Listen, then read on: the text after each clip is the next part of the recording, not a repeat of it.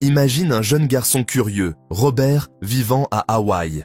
Il a deux figures paternelles qui l'influencent profondément. Son propre père, un homme instruit, mais financièrement limité, et le père de son meilleur ami, un entrepreneur prospère. Un jour, Robert demande à son père pauvre, « Papa, comment devient-on riche? Travaille dur à l'école, trouve un bon emploi et économise ton argent. » Intrigué, il pose la même question au père de son ami Mike. Ce dernier rit et répond, « Si tu veux être riche, tu dois apprendre comment fonctionne l'argent. L'école ne t'apprendra pas ça. Si tu veux apprendre, viens travailler pour moi, gratuitement. » Ce choix va bouleverser sa vie. Imagine un samedi matin ensoleillé à Hawaï. Robert et son ami Mike sont excités. Aujourd'hui, ils commencent leur premier travail sous la tutelle du père riche. Ils arrivent à l'épicerie familiale, espérant gagner quelques dollars pour acheter des bandes dessinées et des friandises. Mais à la fin de la journée, au lieu de recevoir un salaire, ils obtiennent rien. Où est notre argent? Le père riche les observe, un sourire en coin. Vous voulez apprendre à être riche? Très bien. Alors voici votre première leçon. Les riches ne travaillent pas pour l'argent. Les garçons sont déconcertés. Tout le monde travaille pour de l'argent. Nos parents le font. Exactement, dit le père riche. Et c'est pourquoi ils restent enfermés dans une course sans fin. Vous voulez savoir comment les pauvres et la classe moyenne passent leur vie? Ils se lèvent chaque matin pour aller travailler. Ils reçoivent leur salaire. Ils paient leurs factures et leurs dépenses. Ils travaillent encore plus pour gagner plus. Et le cycle recommence, encore et encore. C'est ce que j'appelle la course de rats. Peu importe combien ils gagnent, ils dépensent tout, voire plus. Ils travaillent dur pour de l'argent, mais ne comprennent jamais comment faire travailler l'argent pour eux. Mais il faut bien gagner de l'argent pour vivre, non? Bien sûr, mais laisse-moi te poser une question. Est-ce que la peur et la cupidité dirigent tes décisions? La peur de manquer pousse les gens à travailler dur pour un salaire, explique le père riche. Puis, quand ils en ont un peu plus, la cupidité les pousse à dépenser tout cet argent pour des choses inutiles. Une nouvelle voiture, une maison plus grande, des vacances luxueuses, et ils retombent dans la même boucle. Ceux qui comprennent cette vérité commencent à voir le monde différemment. Au lieu de dire « je ne peux pas me le permettre », ils demandent « comment puis-je me le permettre ?» Ils trouvent des moyens de gagner de l'argent sans échanger leur temps contre un salaire. Ce jour-là, Robert comprend que la clé de la richesse n'est pas d'avoir un bon travail, mais de développer une intelligence financière. Quelques semaines après leur première leçon, le père riche invite Robert et Mike chez lui. Il les installe à une grande table en bois, sort une feuille et trace une ligne au milieu. À gauche, il écrit « actif ». À droite, il écrit « passif ». Puis, il demande « Savez-vous ce qui sépare les riches des pauvres? C'est simple. Les riches achètent des actifs, les pauvres, et la classe moyenne achète des passifs en pensant qu'ils sont des actifs. Un actif, c'est quelque chose qui met de l'argent dans ta poche, continue le père riche. Un passif, c'est quelque chose qui prend de l'argent dans ta poche. Il donne des exemples. Un actif, un immeuble locatif, une entreprise rentable, des actions qui versent des dividendes. Un passif, une voiture de luxe, une maison personnelle, un prêt à la consommation. Prenons un exemple concret, dit-il. Imagine que tu gagnes 3000 $ par mois. Un père pauvre te dirait d'acheter une belle maison en contractant un prêt. Tu penserais que c'est un investissement, mais en réalité, chaque mois, tu dois payer l'hypothèque, les taxes, l'entretien, et l'argent sort de ta poche. Et que ferait un père riche? Il utiliserait cet argent pour acheter un actif, comme un petit appartement à louer. Chaque mois, ce bien lui rapporterait 500 $. Après quelques années, il en achèterait un deuxième, puis un troisième, jusqu'à ce que ses revenus passifs couvrent tous ses besoins. À ce moment-là, il pourrait s'offrir une maison de luxe, mais avec l'argent généré par ses actifs, et non avec son salaire. Ce que l'on t'enseigne à l'école, c'est comment être un bon employé, pas comment devenir libre financièrement. Si tu ne comprends pas la différence entre un actif et un passif, tu passeras ta vie à travailler pour enrichir quelqu'un d'autre. Ce jour-là, Robert comprend que pour devenir riche, il doit accumuler des actifs, pas des passifs. Quelques années après sa première leçon sur l'argent, Robert commence à observer le monde différemment. Un jour, son père pauvre rentre à la maison tout excité. « Robert, nous allons acheter une nouvelle maison. C'est un investissement pour notre avenir. » Son père riche, lui, secoue la tête en apprenant la nouvelle. « Beaucoup de gens pensent que leur maison est un actif, dit-il à Robert. Mais en réalité, c'est un passif déguisé. Comment ça? Le père riche sort une feuille et commence à dessiner 2 colonnes, comme il l'a fait auparavant. Colonne des revenus, il n'y a rien pour une maison personnelle.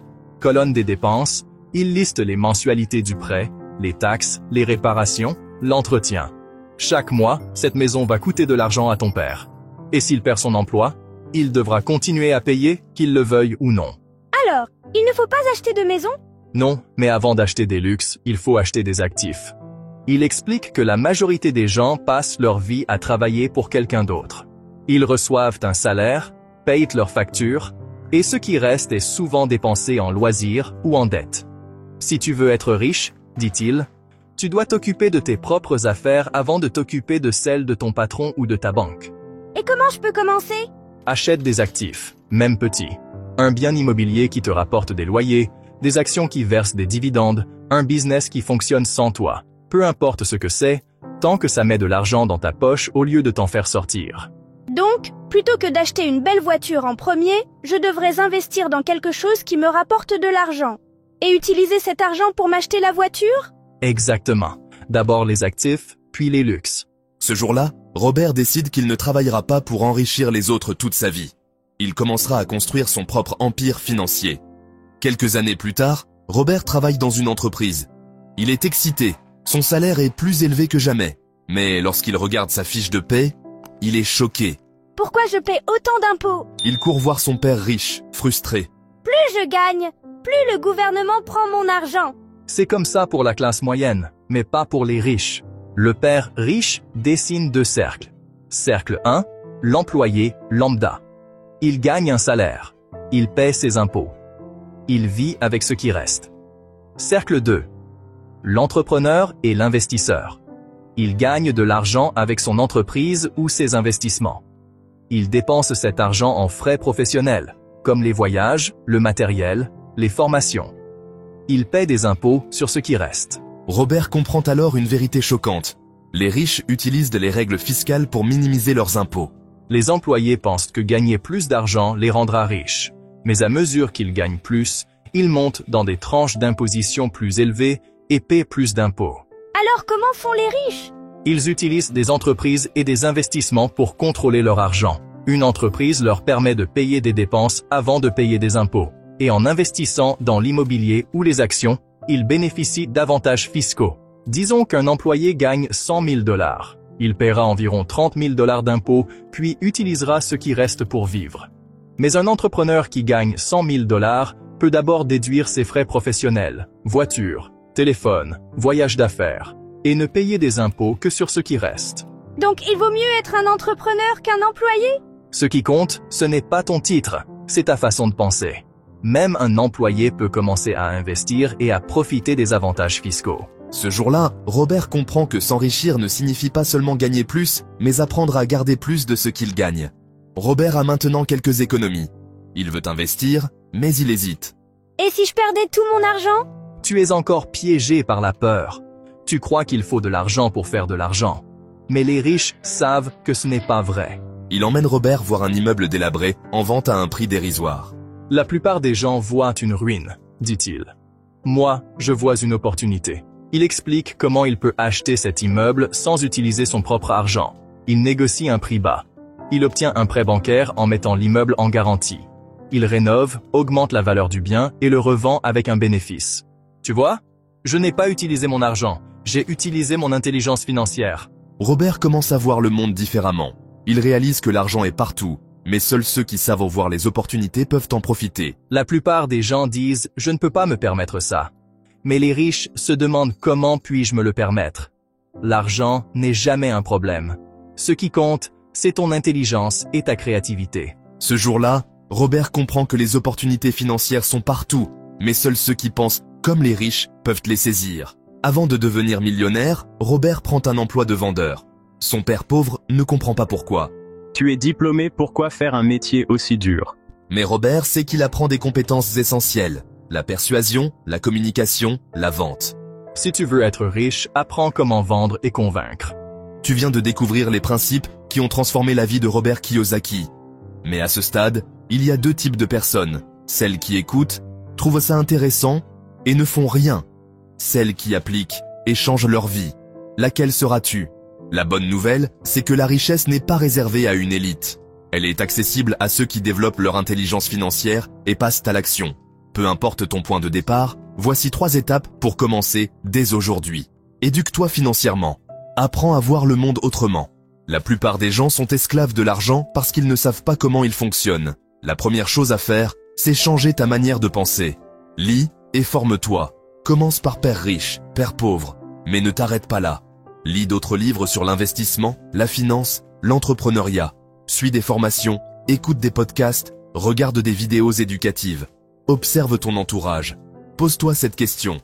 Les gens autour de toi sont-ils financièrement libres? Sinon, pourquoi écouter leurs conseils sur l'argent? Inspire-toi de ceux qui réussissent. Change ton vocabulaire. Au lieu de dire « je ne peux pas me le permettre », demande-toi « comment puis-je me le permettre ?» Ce simple changement d'état d'esprit t'oblige à trouver des solutions plutôt que d'accepter des limitations. Action immédiate. Choisis un livre ou une formation financière et engage-toi à l'étudier cette semaine. Commence à investir, même avec peu d'argent. Le père riche disait « Ne travaille pas pour l'argent, fais travailler l'argent pour toi. » Mais comment commencer quand on n'a pas beaucoup d'argent? Débute petit. Contrairement à ce que beaucoup pensent, il n'est pas nécessaire d'avoir des milliers d'euros pour investir.